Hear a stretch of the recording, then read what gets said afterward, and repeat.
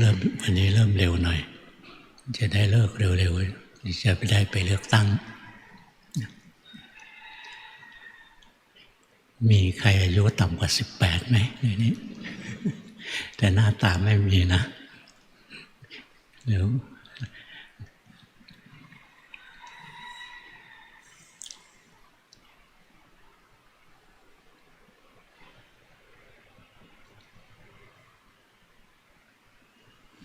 พวกเราภาวนาดีขึ้นเยอะนะช่วงหลังๆเนี้ย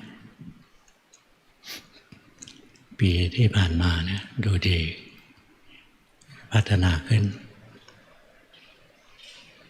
เมื่อเช้ามีพวกที่เคยบวชที่นี่หลายคนมาส่งกันบ้านนะ4-5 คนดีๆหลายคน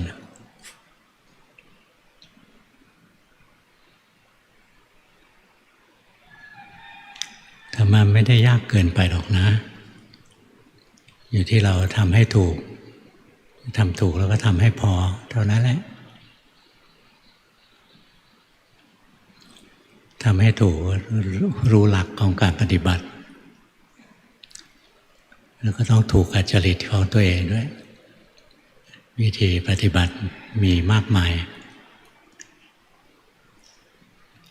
ตอนหลวงพ่อยังไม่ได้เจอหลวงปู่ดูล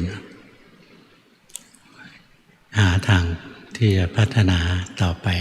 ทำได้แต่สมาธิมาแต่เด็กๆแล้วก็ไม่รู้จะเดินต่ออยังไงก็รู้นะว่าศาสนาพุทธไม่ได้มีแค่นั่งสมาธิไปต่อไม่เป็นไปอ่านพระไตรปิฎกมีวิธีปฏิบัติอะไรเยอะแยะไปหมดเลยไม่รู้จะเริ่มต้นตรงไหน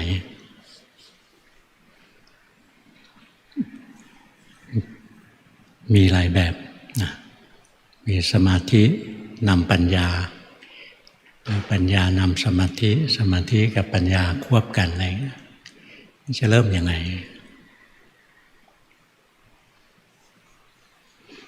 เอาปัญญานำก็ไปคิดว่าอ่าน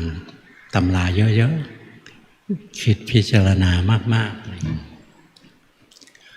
เราไม่เห็นว่ามันจะล้างกิเลสนะหลวงพ่ออ่านพระไตรปิฎกนะแต่ว่าอ่านได้แค่พระวินัยกับพระสูตรพระพิธรรมอ่านไม่รู้เรื่อง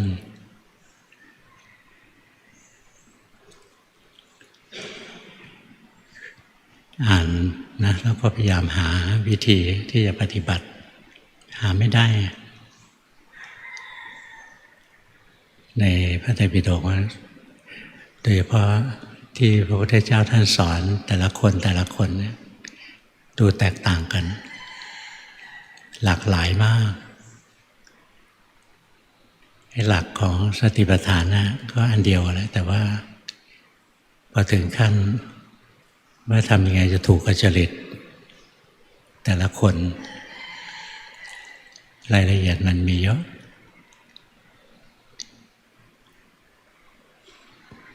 เคยไปถามท่านอาจารย์พุทธทาสนะ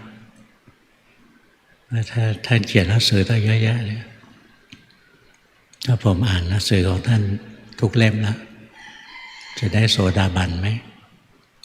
จะบอกไม่ได้เรียนแต่ปริยัติไม่ได้ต้องปฏิบัติท่านบอกอย่างนี้นะต้องปฏิบัติที่ท่านสอนอานาปานสติ16 ขั้น ก็ไม่เข้าใจ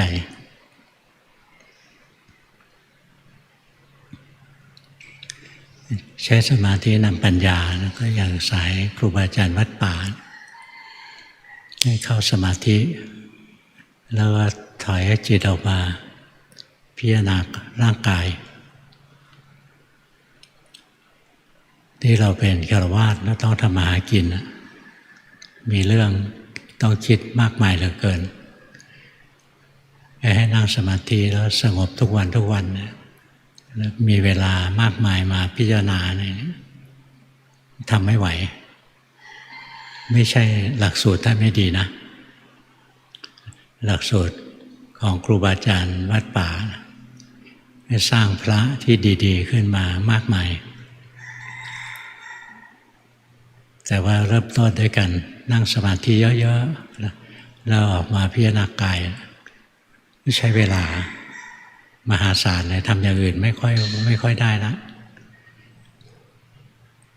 เวลาท่านพุทโธเนี่ยท่านพุทโธกันเป็นปีๆนะ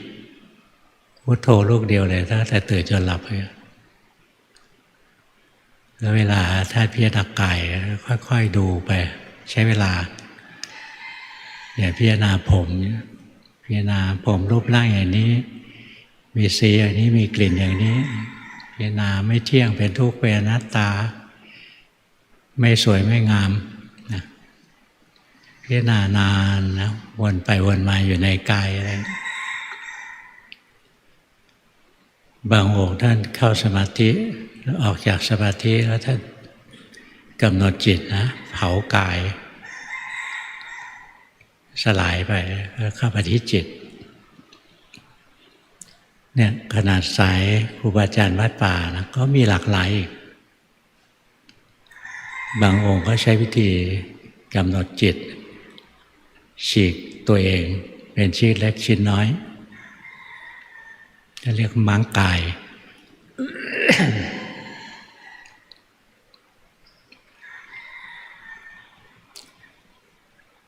เราจะทำนะแล้วก็ไม่มีเวลาพอวิธีนี้ไปไม่ไหวใช้สมาธิกับปัญญาควบกันทีนี้ก็ต้องเข้าสมาธินะเข้าฌานพิจารณา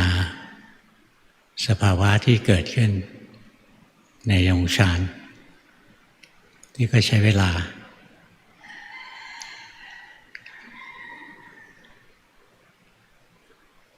พอจะใช้ปัญญานำสมาธิก็ไปอ่านตำราแล้วไปคิดเอาก็ไม่ได้อย่าใช้สมาธินำปัญญาเวลาก็ไม่พอ ใช้สมาธิกับปัญญาควบกันยิ่งยากหนักเข้าไปอีกเลยงงอยู่ไม่รู้จะทำยังไงนะวันหนึ่งไปอ่านหนังสือที่วัดสัมพันธวงศ์เขาพิมพ์เป็นที่ระลึกที่เขาสร้างเหรียญหลวงปู่แหวนในหนังสือนั้นนะมันมีกระดาษเหลืออยู่มีหน้าเหลืออยู่เอาธรรมะของครูบาอาจารย์องค์หนึ่งไปลงจิตที่ส่งออกนอกเป็นสมุทัยผลที่จิตส่งออกนอกเป็นทุกข์จิตเห็นจิตอยากแจ่มแจ้งเป็นมรรคผลที่จิตเห็นจิตอยากแจ่มแจ้งเป็นนิโรธอันหนึ่งธรรมชาติของจิตย่อมส่งออกนอกนี่ส่งออกนอกแล้วไม่มีสติหลงกับอารมณ์ก็เป็นเหตุให้เกิดทุกข์ถ้าส่งออกนอกแล้วมีสติอยู่ก็เป็นการปฏิบัติเพื่อความพ้นทุกข์แล้วท่อนสุดท้ายบอกพระอริยเจ้าทั้งหลายมีจิตไม่ส่งออกนอกมีจิตไม่กระเพื่อมหวั่นไหวมีสติสมบูรณ์เป็นวิหารธรรมอยู่จบลงท้ายว่าจบอริยสัจพออ่านถือตัวนี้นะสะเทือนเข้าถึงใจเลยจริงนะถ้าจิตไม่ทุกข์แล้วใครจะทุกข์เพราะความทุกข์มันอยู่ที่จิตใจเราแล้วเรากรรมฐานที่เราจะทำต่อไปนี้คือการชำระจิตใจตัวเองแต่เดิมเพื่อรักษาศีลก็เป็นเครื่องมือชำระจิตอย่างหนึ่งทำสมาธิก็เป็นเครื่องมือชำระจิตอย่างหนึ่งแต่ตรงเจริญปัญญาเนี่ยยังไม่รู้จะทำยังไงรู้แล้วว่าการปฏิบัติต้องปฏิบัติลงที่จิตให้ได้กิเลสเกิดที่จิตกุศลเกิดที่จิตมรรคผลเกิดที่จิตแต่เราจะปฏิบัติยังไงกับจิตแล้วตอนนั้นก็เที่ยวถามเขานะว่าพระองค์ที่แต่งอันเนี้ยจิตที่ส่งออกนอกเนี้ยคือใครอยู่ที่ไหนอะไร หลงชื่อว่าพระรัตนกรวิสุทธิ์ตอนหลังท่านเลื่อนเป็นพระราชพุทธาจารย์ตอนที่ท่านสอนแล้วจะเป็นพระรัตนกรวิสุทธิ์อยู่คนเขาก็บอกแล้วว่านี่คือหลวงปู่ดูลเป็นอาจารย์หลวงปู่ฟั่นหลวงพ่อได้ยินแล้วหมดความหวังเลยหลวงปู่ฟั่นมรณภาพไปแล้วนะอาจารย์ท่านจะอยู่เหรออะไรเงี้ยจนกระทั่งมีน้องคนหนึ่งเขามาบอกว่าท่านจะอยู่สุรินทร์รู้ก็หาเวลาเลยนะได้ช่วงเดือนต้นกุมภาปี25นั่งรถไฟไปสุรินทร์รู้อยู่แค่นั้นว่าท่านอยู่สุรินทร์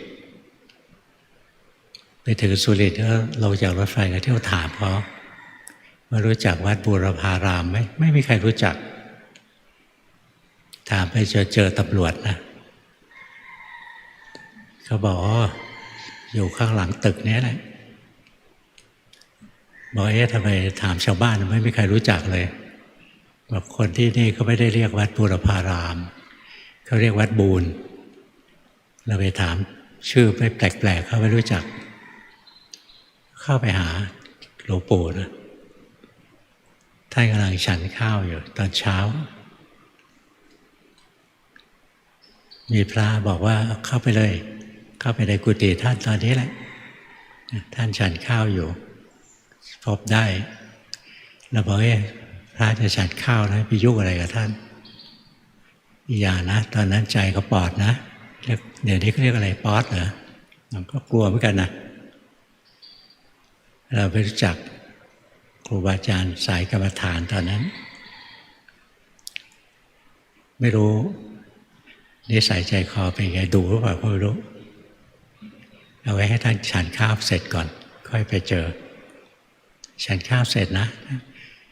ท่านฉันเสร็จแล้วเราก็รีรอจะเข้าพบตอนไหนดีเลยท่านเดินออกมาเองจากกุฏิมาชะโงกมองหลวงพ่ออยู่ที่ตึกอีกตึกหนึ่งใกล้ๆกันนะท่านมาชะโงกมองก็เลยเข้าไปกราบท่านคุยกับท่านที่ระเบียงหน้ากุฏิท่านแหละกราบเรียนท่านนะบอกผมอยากปฏิบัติแล้วท่านก็นั่งสมาธินะไม่สอนหรอก นั่งหลับตาเงียบไปเลยเกือบชั่วโมงสัก45 นาทีได้ลืมตาขึ้นมาแต่นั้นนึกว่าหลวงปู่อายุมากแล้ว95แล้วนะคิดว่าท่านฉันข้าวแล้วก็หลับไปแล้วนั่งนานเราก็นั่งรอท่านลืมตาท่านก็สอนการจะปฏิบัติมันไม่ยากเฉพาะผู้ไม่ปฏิบัติอ่านหนังสือมามากแล้วต่อไปนี้อ่านจิตตนเองเนี่ยสอนแค่นี้เองนะถ้านั่งเช็คประวัติเราตั้งนานจะสอนเรา2-3 คำเองแล้วท่านก็ถามเข้าใจไหมแต่ถ้าตื่นเต้นนะเข้าใจครับบอกเข้าใจแล้วไปทำเอาก็กราบลาท่านนะขึ้นรถไฟจากสุรินทร์จะมาโคราชรถไฟเคลื่อนนะตกใจเลยว่าหลวงปู่บอกว่าให้อ่านจิตตัวเองจิตอยู่ที่ไหนจิตหน้าตาเป็นยังไงจะเอาอะไรไปอ่านจะอ่านยังไงไม่รู้สักอย่างเลยพอตกใจทำอะไรไม่ถูกหลวงพ่อก็นั่งสมาธิเลยทำความสงบก่อนอันนี้เป็นหลักของการปฏิบัติข้อหนึ่งเลยนะแต่ตอนนั้นหลวงพ่อคลำทางมาเนี้ยยังไม่ได้รู้ว่าเป็นหลักอะไรหรอกรู้แต่ว่าตอนนี้ตกใจแล้วก็นั่งสมาธิไปหายใจเข้าพูดออกโทไปพอจิตสงบปัญญามันก็เกิดรู้ว่าท่านให้ดูจิตนะจิตไม่ได้อยู่ข้างนอกหรอกจิตต้องอยู่ในร่างกายนี่แหละเพราะฉะนั้นต่อไปนี้เราจะทำกรรมฐานนะไม่ส่งจิตออกเกินกายจะวนเวียนศึกษาอยู่ในกายเนี้ย เสร็จแล้วก็พิจารณาต่อจิตอยู่ตรงไหนในกายกำหนดจิตนะไปดูที่ผมสมาธิมันแรงช่วงนั้นทำสมาธิอย่างเดียวดูผมปุ๊บผมสลายไปไม่มีจิตเห็นหนังศีรษะดูหนังศีรษะก็หายไปนะไม่มีจิตเห็นแต่หัวกะโหลกดูหัวกะโหลกหัวก็ขาดหายไปก็ไม่มีจิตไม่เจอจิตดูลงในกายทั้งตัวเนี่ยเนื้อหนังหลุดไปเหลือแต่กระดูกก็ไม่เจอจิตดูกระดูกนะกระดูกระเบิดกลายเป็นก้อนกรวดเล็กๆกระจายเยอะแยะก็ไม่เห็นจิตโผล่ขึ้นมาดูลงไปในเศษกระดูกว่านั้นมันสลายตัวกลายเป็นแสงก็กลืนเข้ากับจักรวาลก็ไม่เจอจิตอีกคราวนี้ชักงงจิตอยู่ในกายนะแต่ไม่ได้อยู่ตรงไหนของกายเนี่ยฟังแล้วยุ่งยากคราวนี้เอาใหม่หรือจิตอยู่ในเวทนาความรู้สึกสุขทุกข์พอดีตอนเป็นนักศึกษานะเคยไปบวชวัดชลประทานก็ได้เรียนได้สวดมนต์แปลทำวัดเช้าทำวัดเย็นอะไรพวกนี้เขาแปลด้วยในบทธรรมวัดเช้าพูดถึงขันธ์ห้างั้นเราดูในกายคือตัวรูปเราไม่เจอจิตหรืออยู่ในเวทนาเลยมาดูกำหนดจิตนะให้มีความสุขขึ้นมาแล้วดูลงไปในความสุขความสุขก็หายไปก็ไม่เจอจิตอีกหรืออยู่ในความทุกข์กำหนดจิตให้ทุกข์ไม่เป็นก็เลยใช้ร่างกายเนี้ยดูร่างกายลงไปร่างกายนั่งนิ่งๆไม่กระดุกกระดิกแล้วมันก็ทุกข์ดูลงไปทุกข์ในกายเนี่ยดูไปทุกข์ในกายก็ขาดไปหายไปก็ไม่เจอจิตอีกแล้วก็สงสัยต่อไปหรือจิตอยู่ในความคิดนึกปรุงแต่งอันนี้หลวงพ่อก็จงใจคิดเลยคิดบทสวดมนต์นะพุทโธสุสุทโธกรุณามหันนโวพระพุทธเจ้าผู้บริสุทธิ์มีพระกรุณาดังห้วงมหันนบนี่อยู่ในบทธรรมวัดเช้าแล้วแปลที่สวนโมกข์เขาแปลหลวงพ่อบวชวัดชลประทานก็เลยสวดมนต์แปลไปด้วยพุทโธสุสุทโธกรุณามหันนโวพระพุทธเจ้าผู้บริสุทธิ์มีพระกรุณาดังห้วงมหันนบพอตอนที่เริ่มสวดเนี่ยเห็นกระแสของความคิดไม่ใช่เห็นถ้อยคำนะไม่ใช่ถ้อยคำที่คิดแต่เห็นกระแสของความคิดมันไหลขึ้นมาจากกลางอกนะแล้วมันก็มากระทบสัญญาถึงจะแปล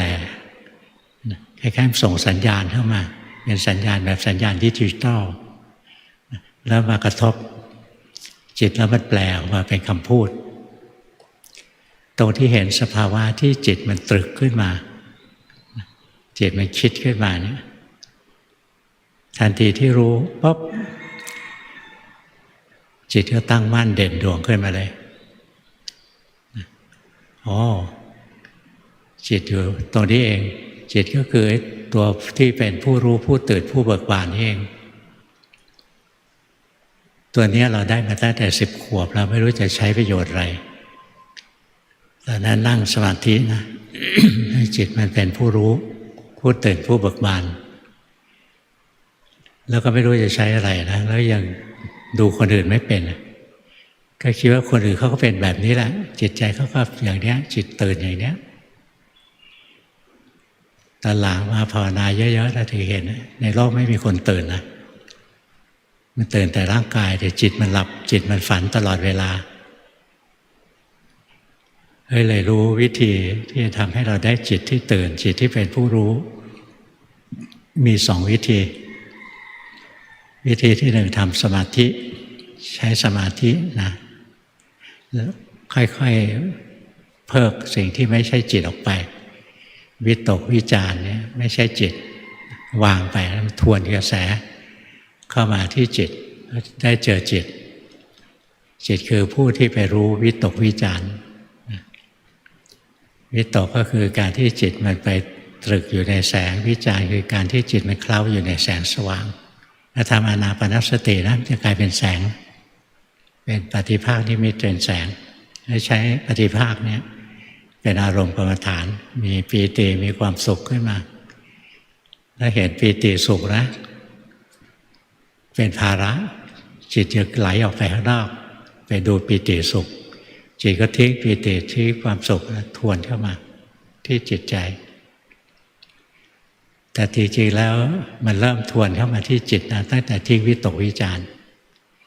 ตอนที่จิตมันไปดูแสงสว่างเนี่ยจิตมันไหลไปอยู่ที่แสงไปเคล้าเคลียอยู่ที่แสงการที่จิตไปจับอยู่ที่แสงเรียกว่าวิตกการที่จิตไปเคล้าเคลียคลอเคลียอยู่กับแสงเรียกว่าวิจารณ์นะเนี่ยตรงนี้พอเห็นตัวนี้นะนี่จิตมันออกไปข้างนอกมันไปอยู่ที่แสงพอรู้ทันเนี่ยนะวิตกวิจารณ์ก็ดับจิตทวนกระแสเข้ามาที่ตัวจิตให้จิตผู้รู้ก็เกิดขึ้นจิตก็มีปีติมีความสุขก็เห็นไปเรื่อยๆนะต่อไปก็ละปีติละความสุขไปเป็นอุเบกขาไปก็เลยรู้นี่วิธีที่หนึ่งที่ทำให้เราได้จิตผู้รู้แต่ยุคนี้ทำยากเพราะบอกแล้วว่าพวกเราพวกสมาธิสั้นไม่เหมือนรุ่นหลวงพ่อนะยังนั่งสมาธิกันรุ่นพวกเราหายากแล้วที่จะมีเวลาไปนั่งสมาธิจริงจังก็ต้องใช้วิธีที่สองวิธีที่สองก็คือการที่เรารู้ทันสภาวะที่กำลังเป็นอย่างสภาวะที่จิตมันตรึกจิตมันคิดนะจิตไม่สภาวะที่จิตคิดนะไม่ใช่เรื่องที่จิตคิดนะรู้เรื่องที่จิตคิดยังไม่ได้เรื่องเท่าไหร่หรอกต้องรู้สภาวะที่จิตคิดแต่ตัวนี้เข้าใจยากนิดนึงทันทีที่เรามีสติรู้สภาวะที่กำลังเป็นนะจิตจะตั้งมั่นขึ้นมาเป็นผู้รู้ขึ้นมาไอ้ตัวนี้ยากไปเอาตัวที่ง่ายๆอย่างคนไหน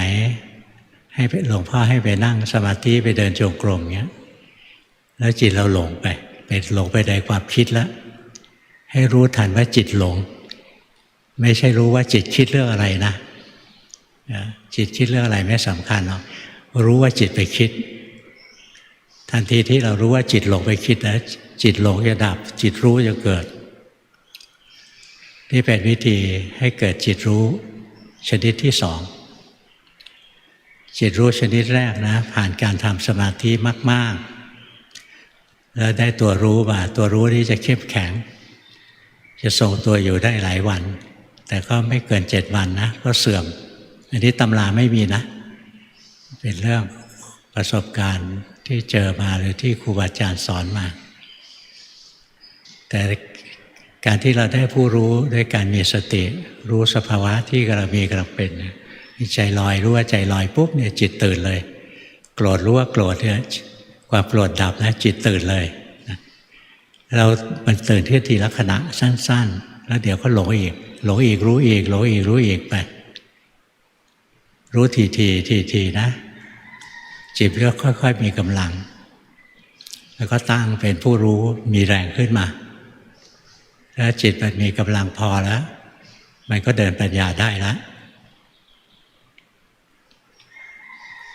นี่หลวงพ่อไม่ได้เล่าวิธีที่หลวงพ่อทำนะเพราะพวกเราจะทำยากเอาวิธีที่ง่ายๆคอยรู้ทันจิตใจตัวเอง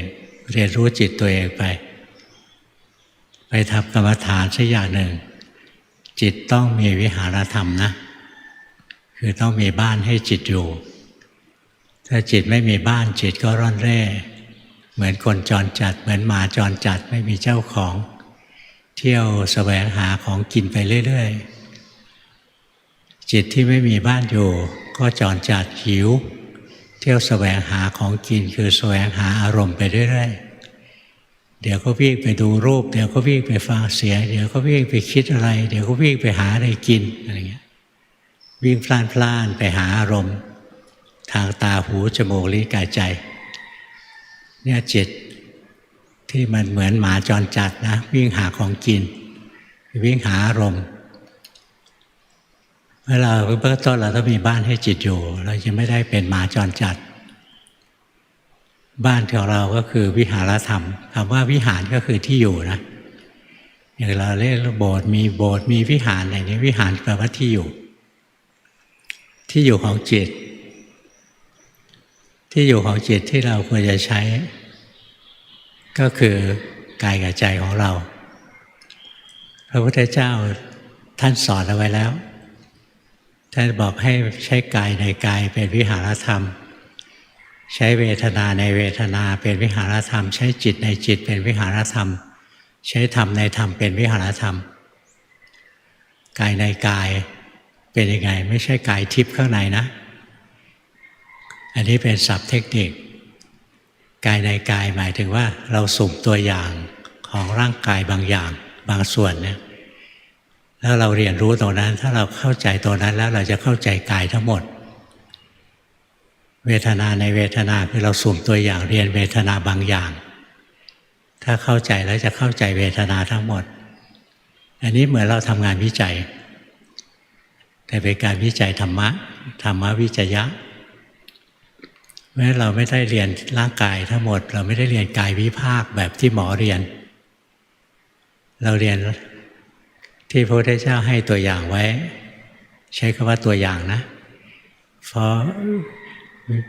อุบายการปฏิบัติเทคนิคการปฏิบัตินอกจากที่อยู่ในตำราของสติปัฏฐานที่พระพุทธเจ้าสอนยังมีอีกตั้งเยอะแยะใช้กายในกายเช่นถ้าเราใช้ลมหายใจเราเห็นร่างกายหายใจออกเห็นร่างกายหายใจเข้าเรียนมาอยู่แค่นี้เพราะทั้งวันร่างกายเราก็มีแค่ร่างกายที่หายใจออกกับหายใจเข้ามีอยู่แค่นี้เองถ้าเราได้สามารถเห็นว่าร่างกายที่หายใจออกไม่ใช่เราร่างกายที่หายใจเข้าไม่ใช่เราร่างกายทั้งหมดนี้จะไม่ใช่เราละหรือเราใช้อิริยาบถสี่เป็นวิหารธรรมคือการยืนเดินนั่งนอนทั้งวันเราก็มีอิริยาบถสี่นี่แหละเป็นหลักอยู่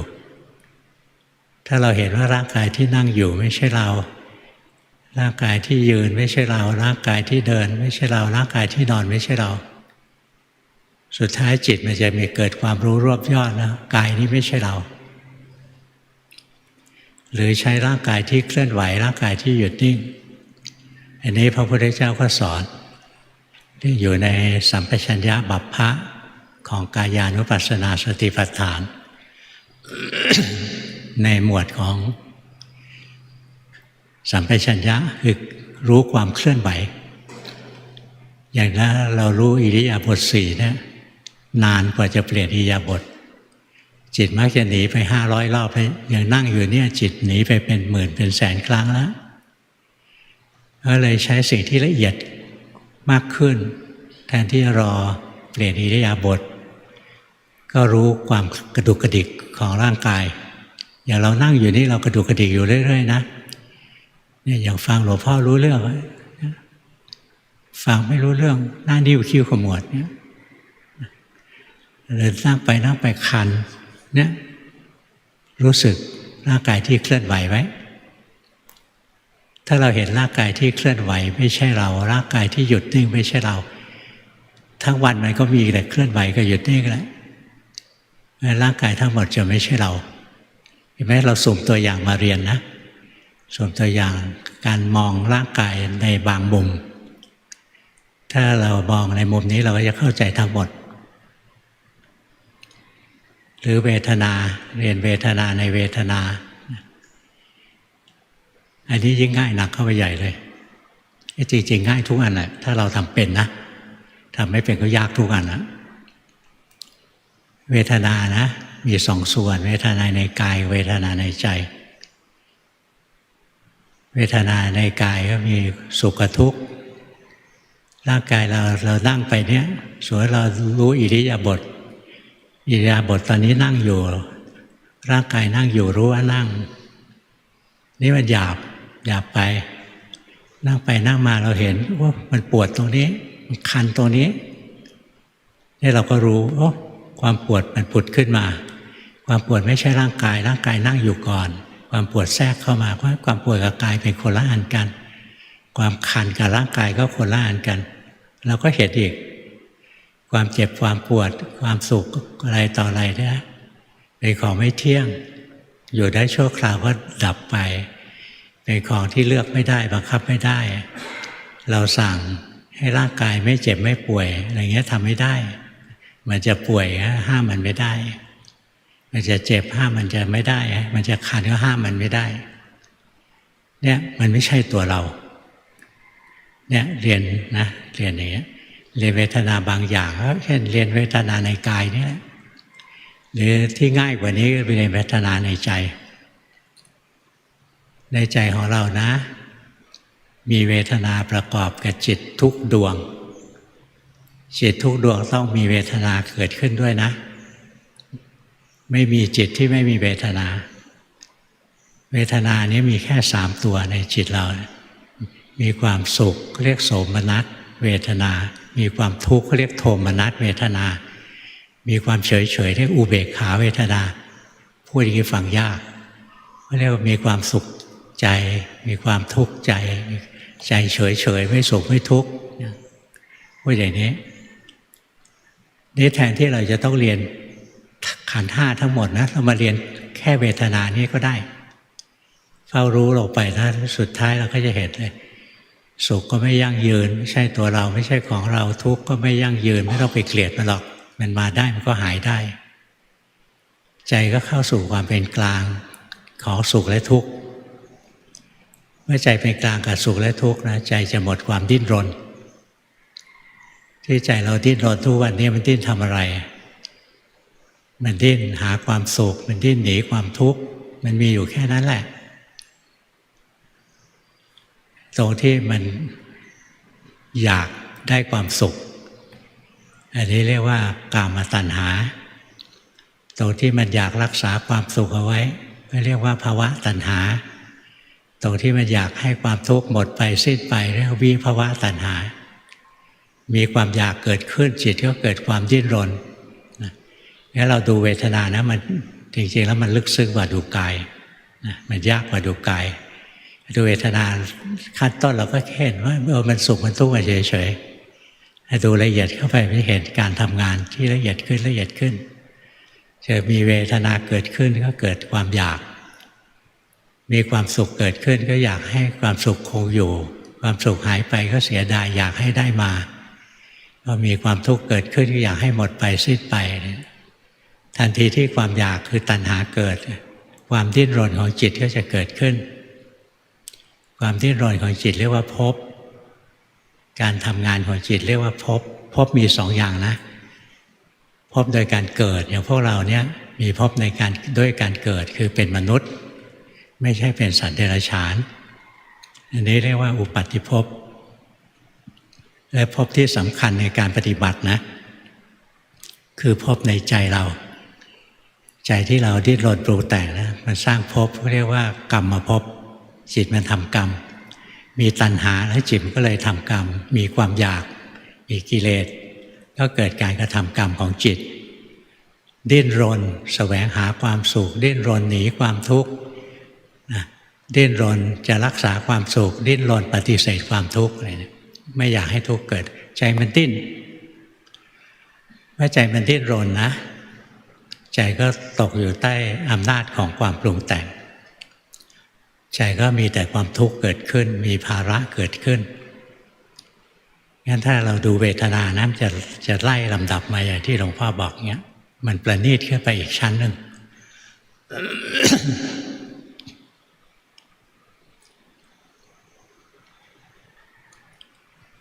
แล้วตอนนี้เอาง่ายๆก่อนนะเคลื่อนไหวแล้วรู้สึกอานาปานสติเนี่ยเป็นหมวดกายที่ยากที่สุดนะยากมากไอ้ที่ว่ารู้ลมนึกว่าง่ายหรือไม่ง่ายนะมีทางแยกมีทางหลอกอะไรได้มากมายเหลือเกินอย่างอานาปานสตินะทำให้เป็นสมถะก็ได้เป็นวิปัสสนาก็ได้ทำให้ได้คณิกะสมาธิก็ได้อุปจาระก็ได้อัปปนาก็ได้พลิกไปเป็นกสิณก็ได้ตั้งหลายตัวนะเพราะฉะนั้นมันจะเกิดอะไรหลากหลายได้ คือพอได้อุปจาระนะอย่างพอเกิดแสงเราเล่นแสงได้ย่อได้ขยายได้อุปจาระที่มันเกิดนิมิตมีนิมิตหลอกเราเสียเวลาไม่เล่นยากนะไม่ใช่ง่ายไอ้กรรมฐานกายที่ง่ายที่สุดที่เราพ่อเห็นเคลื่อนไหวเรารู้เนี่ยส่วนยืนเดินนั่งนอนมันหยาบไป รู้สึกไหมร่างกายเรากระดุกกระดิกตลอดเห็นไหมเนี่ยแค่นี้ก็กระดุกกระดิกแล้วนี่ก็กระดุกกระดิกแล้วนะมันเคลื่อนไหวอยู่ตลอดนะนั่งเฉยๆท้องก็กระเพื่อมดูลงไปเรื่อยๆเห็นร่างกายมันทำงานไปเรื่อยๆใจเราเป็นคนรู้ต่อไปปัญญามันจะเกิดรู้ร่างกายไม่ใช่ตัวเราของเราค่อยๆฝึกนะหรือวิหารธรรมอีกตัวหนึ่งคือจิตตานุปัสสนาจิตตานุปัสสนาสติปัฏฐานมีทั้งส่วนง่ายกับส่วนยากส่วนง่ายของคนซึ่งไม่ได้เล่นฌานส่วนยากคือของคนที่เล่นฌานมีอย่างละครึ่งส่วนที่ง่ายๆพวกเราไปทำอันนี้แหละง่ายดีจิตมีราคะรู้ว่ามีราคะจิตไม่มีราคะรู้ว่าไม่มีราคะจิตมีโทสะรู้ว่ามีโทสะจิตไม่มีโทสะรู้ว่าไม่มีโทสะจิตมีโมหะรู้ว่ามีโมหะจิตไม่มีโมหะรู้ว่าไม่มีโมหะจิตฟุ้งซ่านรู้ว่าฟุ้งซ่านจิตหดหู่รู้ว่าหดหู่ไปเล่น8ตัวนี้4คู่เราไม่ต้องเรียนทั้ง4คู่ถ้าเรียนหมดนะมันจะไม่ใช่การสุ่มตัวอย่างมาเรียนถ้าเราขี้โมโหเราดูเลยจิตโกรธกับจิตไม่โกรธทั้งวันมันก็มีแค่จิตโกรธกับจิตไม่โกรธแหละจิตไม่โกรธขึ้นมาแล้วความโกรธอยู่ชั่วคราวก็ดับเกิดจิตไม่โกรธตัวจิตไม่โกรธเนี่ยมีหลากหลายที่จิตมีราคะเนี่ยจิตไม่โกรธจิตหลงไปเลยมีโมหะไม่ได้ไปโกรธใครอย่างนี้ก็มีนะจิตที่เป็นกุศล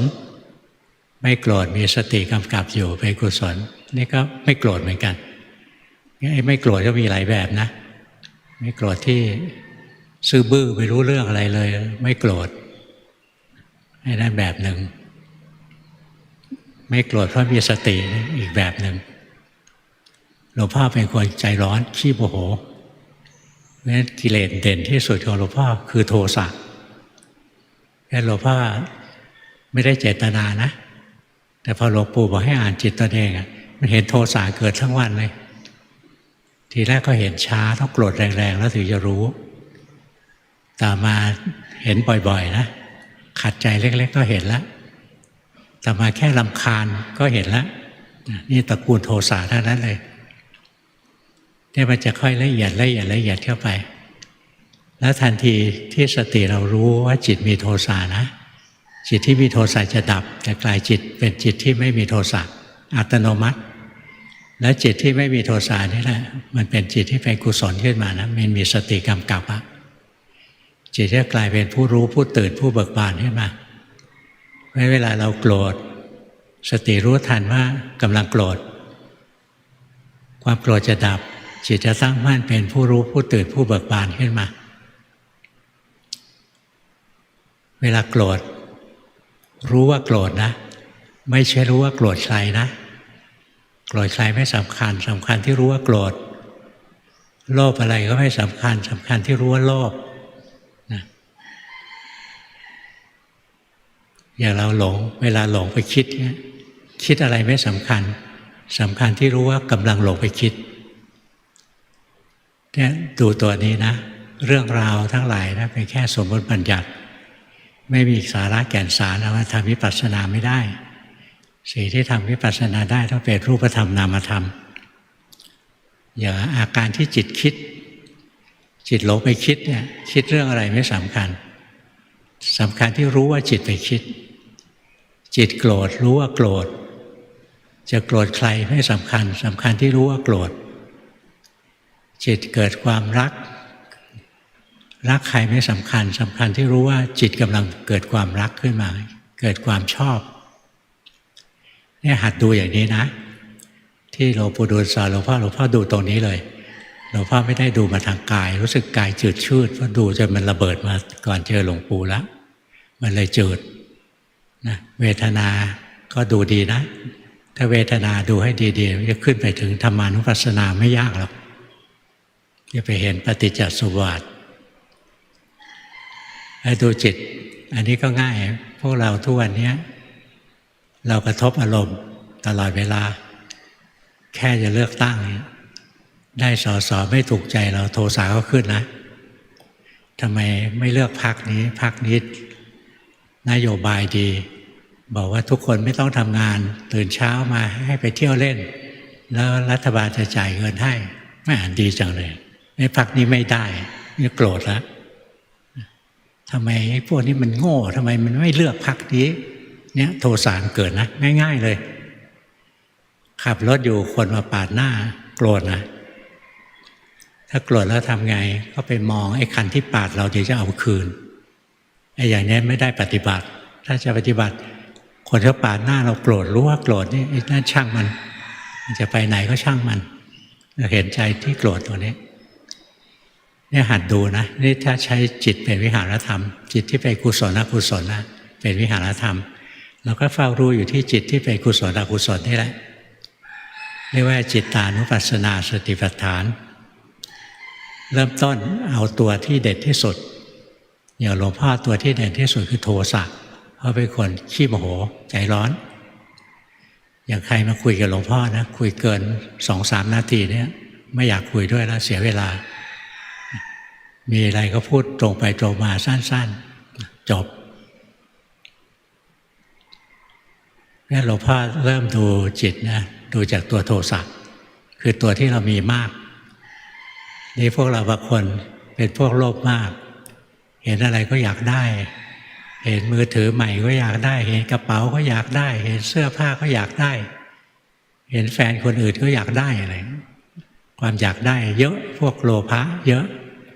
เรียกโลภะราคะอะไรพวกนี้พวกเดียวกันนะหลายชื่อคือสภาวะที่อยากดึงอารมณ์เข้าหาตัวเองไอ้คนไหนเป็นคนขี้โลภเห็นลิปสติกก็อยากได้เห็นได้ก็อยากได้ให้รู้ทันใจที่โลภเพราะตัวโลภนี่เกิดบ่อยถ้าหลวงพ่อนะเพราะตัวโทสะเกิดบ่อยหลวงพ่อก็เริ่มจากโทสะคนไหนขี้โลภก็ดูตัวโลภตัวราคะมันเกิดบ่อยดูตัวที่เกิดบ่อยๆนะถ้านานๆเกิดทีหนึ่งไม่ได้กินหรอกเสียเวลามาดูตัวที่เกิดบ่อยๆดูที่ตัวเองนะเราเป็นคนขี้โลภหรือขี้โกรธหรือเป็นคนฟุ้งซ่านชอบใจลอยฟุ้งซ่านไปเรื่อยๆเพ้อเจ้อไปเรื่อยๆเลยคอยรู้ทันตัวเองพอใจมันฟุ้งซ่านขึ้นมาก็คอยรู้ทันนะมันจะดับผู้รู้มันจะเกิดขึ้นเนี่ยทำนะทำไปหาวิหารธรรมที่พอดีกับตัวเองเหมือนเราจะไปซื้อเสื้อซื้อให้พอดีกับตัวเราไม่ใช่ซื้อเสื้อมาตัวเล็กไปก็ต้องมาอดข้าวเพื่อให้ตัวเราเท่ากับเสื้อหรือตัวใหญ่ไปก็กินให้เยอะๆจะได้อ้วนใส่เสื้อตัวนี้ได้นั่นไม่ฉลาดนะเราจะซื้อเสื้อผ้าเราก็ซื้อให้พอดีกับตัวเราทำกรรมฐานหาวิหารธรรมก็วิหารธรรมที่พอดีกับตัวเราอยากให้หลวงพ่อดูกายหลวงพ่อรู้สึกจืดชืดไม่พอดีกับหลวงพ่อให้ดูเวทนานะเราขี้โมโหดูเวทนาก็รำคาญอีกก็เลยมาดูจิตที่มีโทสะนี้ดูได้ตัวหนึ่งแล้วต่อไปจะดูตัวอื่นได้นะแล้วถ้าดูโทสะได้ต่อไปก็ดูราคะดูโมหะอะไรได้ตัวหนึ่งก็จะได้ทั้งหมดต่อไปดูเวทนาตัวหนึ่งได้มีความสุขก็รู้ความสุขหายไปก็รู้เนี่ยดูไปต่อไปมีความทุกข์ขึ้นมามันก็จะรู้เองงั้นเรียนส่วนย่อยๆแล้วจะได้ทั้งหมดจะเข้าใจทั้งหมด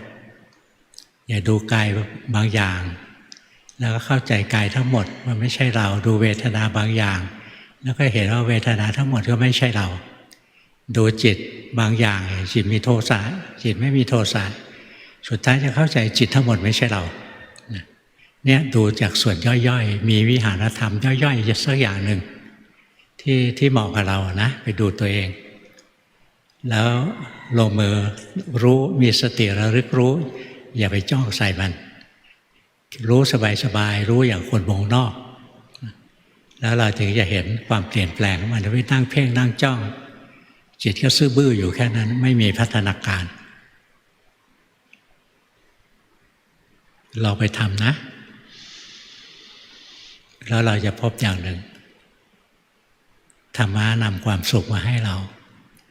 จิตที่ฝึกดีแล้วนะนำความสุขมาให้สิ่งที่มีคุณค่าที่สุดในโลกเลยก็คือธรรมะเราเรียนรู้เราสัมผัสเราเข้าถึงเราได้รับความสงบสุขความสงบสุขสูงสุดเลยก็คือพระนิพพานนิพพานมีสภาวะสงบ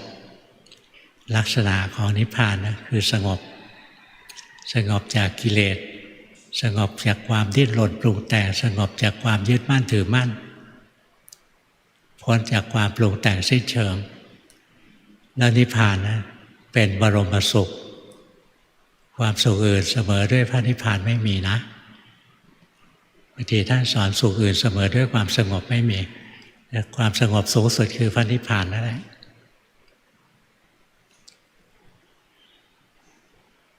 นิพพานไม่ใช่เรื่องไกลตัววิญญูชนนะสามารถพัฒนาตัวเองไปสัมผัสพระนิพพานได้เข้าไปรู้แจ้งพระนิพพานได้เรียกทำสัจฉิกิริยาจิตกิจสัจฉิกิริยากิจคือกิจในการเข้าไประลึกรู้เข้าไปสัมผัสเข้าไปถึงงานนิโรธเนี่ยเป็นนิพพานนะหน้าที่ต่อนิพพานกิจต่อนิพพานคือการเข้าไปรู้ไปเห็นไปสัมผัสนิพพานอยู่ต่อหน้าต่อตาเราไม่เคยหายไปไหนเลยเพราะนิพพานไม่เคยเกิดไม่เคยดับนิพพานไม่ได้อยู่ที่โน้นไม่ได้อยู่ที่วัดไม่ได้อยู่ที่ครูบาอาจารย์นิพพานอยู่ต่อหน้าต่อตาเรานี่แหละแต่ทำไมเรามองไม่เห็นเพราะจิตเรามีแต่ความอยากมีแต่ความดิ้นรนปรุงแต่งจิตอยากขึ้นมาใช่ไหมจิตก็ไม่มีความสงบสุขจิตมีความดิ้นรนจิตก็ไม่สงบสุขเนี่ยละความอยากความดิ้นรนความยึดถือได้นะจิตก็สงบสุขเราจะละความอยากได้เมื่อเราเข้าใจความจริงจะละความอยากได้ก็ต้องเข้าใจความจริงของรูปนามกายใจการเข้าใจความจริงของรูปนามกายใจเรียกว่าวิชชาละอวิชชาได้อย่าเรารู้กายนี้คือก้อนทุกข์จิตคือตัวทุกข์ขันธ์ห้าคือตัวทุกข์รู้ว่าเราหนีมันไม่ได้เราก็แค่ระลึกรู้มันไปรู้ไปนะจนจิตมันวางเราก็สัมผัสพระนิพพานรู้ว่าเส้นทางไปสู่พระนิพพานไม่มีเส้นทางที่สองหรอกนอกจากการรู้ทุกข์คือรู้ขันธ์ห้าของเรานี่แหละเนี่ยเรียกว่าเรารู้อริยสัจสี่การรู้อริยสัจสี่นะเรียกว่าเรามีวิชาการที่เราไม่รู้อริยสัจสี่ไม่รู้ว่ากายนี้ใจนี้คือตัวทุกข์เริ่มต้นจากตัวนี้เลยใจก็ดิ้นรนหาความสุขดิ้นรนหนีความทุกข์ไหมมีความอยากเกิดขึ้นมีความดิ้นรนเกิดขึ้นแต่ถ้ามันรู้แจ้งเห็นจริงนะกายคือตัวทุกข์จิตคือตัวทุกข์ความอยากให้กายให้ใจเป็นสุขไม่มีความอยากให้กายให้ใจไม่ทุกข์ไม่มีเนี่ยตัณหาไม่เกิดนะงั้นถ้าเราละอวิชชาได้เกิดวิชารู้อริยสัจแล้วเนี่ยมันจะละตัณหาถาวรไม่มีตัณหาให้เกิดให้ละอีกแล้วเมื่อไม่มีตัณหาจิตก็หมดความดิ้นรนปรุงแต่งจิตก็เข้าสัมผัสธรรมะที่ไม่ดิ้นรนปรุงแต่งสภาวะที่สิ้นตัณหาคือสภาวะของพระนิพพานนิพพานเป็นสภาวะที่สิ้นตัณหานิพพานเป็นสภาวะที่สิ้นความปรุงแต่งสิ้นตัณหาเรียกวิราคะสิ้นความดิ้นรนปรุงแต่งเรียกวิสังขารสิ้นความยึดถือเป็นวิมุตติหลุดพ้นจากอาสวะกิเลสที่ห่อหุ้มอยู่ แต่อย่าพบว่านิพพานอยู่ต่อหน้าต่อตาหลวงพ่อเคยถูกครูบาอาจารย์ตวาดเอาเพราะตอนนั้นนะคิดว่าจะไปดูพระนิพพานเนี่ยต้องเข้าสมาธิฝึกเข้าสมาธิแล้วไปเรื่อยๆจิตอยู่กับความไม่มีอะไรแล้วคิดว่าตัวนี้จะทำให้นิพพานนะครูบาอาจารย์คนเดิมนะคือหลวงปู่บุญจันทร์นึกถึงท่านอยู่เสมอเลยมีบุญคุณมากท่านตวาดหลวงพ่อนะเฮ้ยนิพพานอะไรมีเข้ามีออกเนี่ยตอนท่านตวาดนะเราก็เลยรู้เลยการเข้าสมาธิลึกๆอะไรเนี่ยไม่ทำให้เกิดนิพพานหรอกต้องออกมารู้รูปนามกายใจเนี่ยเรียนรู้ขันธ์ห้านี้เบื้องต้นก็มีวิหารธรรมนะแล้วก็เรียนของเราไปเริ่มจากจุดที่เราทำได้แล้วต่อไปความรู้ความเข้าใจจะขยายออกไปอย่างเรารู้กายแล้วหายใจออกไม่ใช่เราหายใจเข้าไม่ใช่เราจิตที่ไปรู้กายที่หายใจก็ไม่ใช่เรานะรู้หมดทั้งกายทั้งจิตเลยงั้นเบื้องต้นนะอยู่กับวิหารธรรมไปแล้วดูจิตหนีไปจากวิหารธรรมก็รู้จิตถลำไปเพ่งไปจ้องเอาเป็นเอาตายก็รู้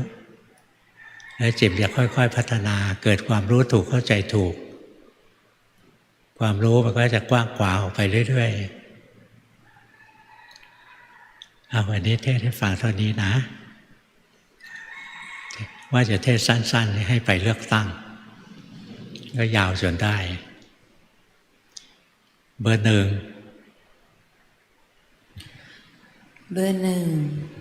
เดินจงกรมนั่งสมาธิทุกวัน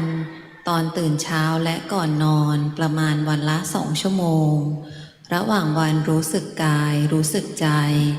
ติดดีติดเพ่งบางครั้งมีโทสะกับคนใกล้ตัวเพราะอยากปฏิบัติเห็นมานะกูเก่งมาเรื่อยๆมีสิ่งใดควรแก้ไขครับไม่แก้รู้อย่างที่เป็นวันไหนจิตหมดแรงก็ทำสมถะก็เท่านั้นแหละ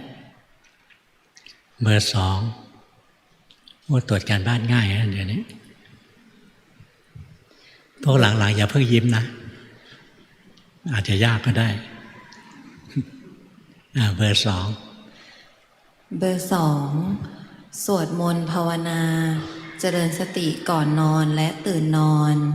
ใช้คำบริกรรมเป็นวิหารธรรมระหว่างวันเดินจงกรมรู้สึกตัวเห็นกายและจิตเคลื่อนไหวจิตตั้งมั่นเป็นคนรู้คนดูเป็นพวกโทสะจริตอกุศลและมานะเกิดบ่อยเห็นได้บ้างว่าจิตไม่ใช่เราแต่ไม่แน่ใจว่าเดินปัญญาได้จริงไหมนั่งสมาธิเกินครึ่งชั่วโมงมักจะติดง่วงขอหลวงพ่อเมตตาชี้แนะต่อไปค่ะนั่งลงก็ไปเดินเอารู้ทันกิเลสตัวเองได้ก็ดีแล้วล่ะค่อยๆเรียนไปเก่งนะดูตัวเองได้มานะอัตตาเราเยอะจริงเห็นด้วยนะเรียนรู้ตัวเองนะเราดีขึ้นอ่ะเบอร์สามถือศีล 5ในรูปแบบนั่งสมาธิพิจารณากรรมฐาน 5ชีวิตประจำวันมีเวลาจะทำกรรมฐาน 5ผมขนเล็บฟันหนังโดยพิจารณาอสุภะและความเป็นอนัตตาประกอบกับการดูจิตและอารมณ์ที่เข้ามากระทบเห็นว่าทุกสิ่งไม่สามารถบังคับควบคุมและรักษาไว้อยู่ได้เลยกรรมฐานที่เหมาะสมกับจริตควรเป็นอย่างไรครับไอ้ที่ทำนี่แหละเหมาะแล้วทำให้มากเจริญให้มากสิ่งที่ต้องระวังก็คือโมหะนะดูไปบางทีมันดรอปลงไปพลังมันตกโมหะมันแทรกเวลาดูแล้วมันมัวดูไม่รู้เรื่องอะไรกลับมารู้สึกที่ร่างกายไว้เบอร์ไหนเบอร์สี่ เบอร์สี่เดิมในรูปแบบเดินพร้อมขยับมือ 1-3 ชั่วโมงรู้สัมผัสที่เกิดแยกรูปนามได้มีบังคับจิตสลับกับใจลอยระหว่างวันหลงกิเลสแทรกบ่อยยังชอบเพลินอยากสุขหนีทุกข์โลภอยากดีอยากควบคุมโทสะเวลาไม่ดีไม่ได้ดังใจล่าสุดฝึกดูเวทนาในใจเห็นจิตเกิดไล่ตามสิ่งที่แรงกว่าใจตั้งมั่นรู้เฉยๆได้ต่อเนื่องขึ้นกิเลสแทรกน้อยลงขอคำแนะนำการปฏิบัติที่เหมาะสมค่ะที่ดูได้บอกแล้วนะจิตเราพัฒนาเยอะแล้วตามรู้ตามดูไปทำถูกแล้วล่ะดูเวทนาในใจได้ดีแล้วล่ะเบอร์ห้าสวดมนต์ไหว้พระนั่งสมาธิปฏิบัติตามแนวทางและฟังวิทยุธรรมของหลวงปู่หลังออกจากสมาธิจะพิจารณาร่างกายเห็นจิตหลงและจิตเพ่งพอรู้สึกตัวก็จะไปทำสมถะใหม่หายใจเข้าพุทธออกโทมีสภาวะแบบนี้มานานแล้วสติสั้นปัญญาน้อยขอหลวงปู่เมตตาสั่งสอนแนวทางการปฏิบัติครับพิจารณาร่างกายไว้เยอะๆนะสมาธิเราเยอะดูโลในกายผมขนเล็บฟันหนังเนื้อเอ็นกระดูกอะไรดูไปเรื่อยๆไม่มีตัวเราไม่มีของเราดูบ่อยๆนะจิตมันจะพัฒนาได้ดีนะนี่ถ้าพวกเราฟังเป็นหรือดูเป็นอะไรจะพบว่าแต่ละคนที่ส่งกันบ้านพูดคล้ายๆกันนะแต่ไม่มีใครเหมือนใครเลยเพราะกรรมฐานเนี่ยมันทางใครทางมันจริงๆอย่าเบอร์ห้าเนี่ยเดินแนวสมาธิแต่ละคนต่างๆกันถ้าสมาธิแข็งแรงนะจิตถอนออกมาก็มาพิจารณากายไว้ให้เยอะๆเบอร์หก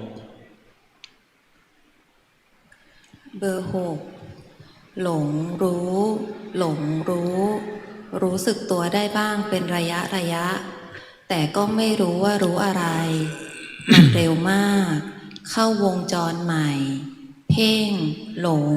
รู้ทันทีวนแบบนี้ไปทั้งวันยังหลงเยอะมีพุทโธเป็นวิหารธรรม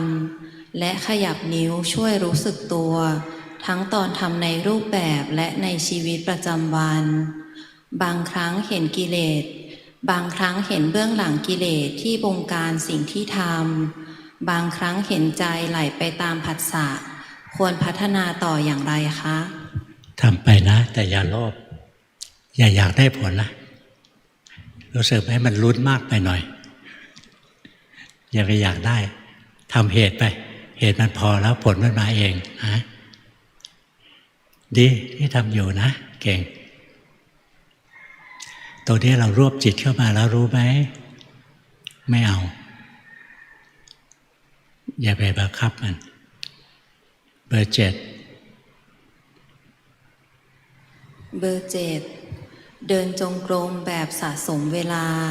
วันละ 1-3 ชั่วโมงบางครั้งเดินสลับกับนั่งรู้สึกตัวในการเดินจะเห็นจิตชอบพูดเห็นการหลงคิดบ้างและหลงไปที่เท้าบ่อยๆเวลานั่งจะไม่เห็นสภาวะแต่รู้สึกสบายเหมือนได้พักทำให้มีแรงเดินต่อที่นั่งแบบนี้ควรนั่งต่อไปไหมคะนั่งสิสมถะเราก็ทิ้งไม่ได้นะ สมถะก็ต้องทำแต่ถ้าทำแล้วใจเราเกิดราคะติดอกติดใจชอบนิ่งๆไม่อยากเดินปัญญาอันนี้ยอมไม่ได้นะอย่าไปจมแช่กับความสุขเบอร์แปดเดินจงกรม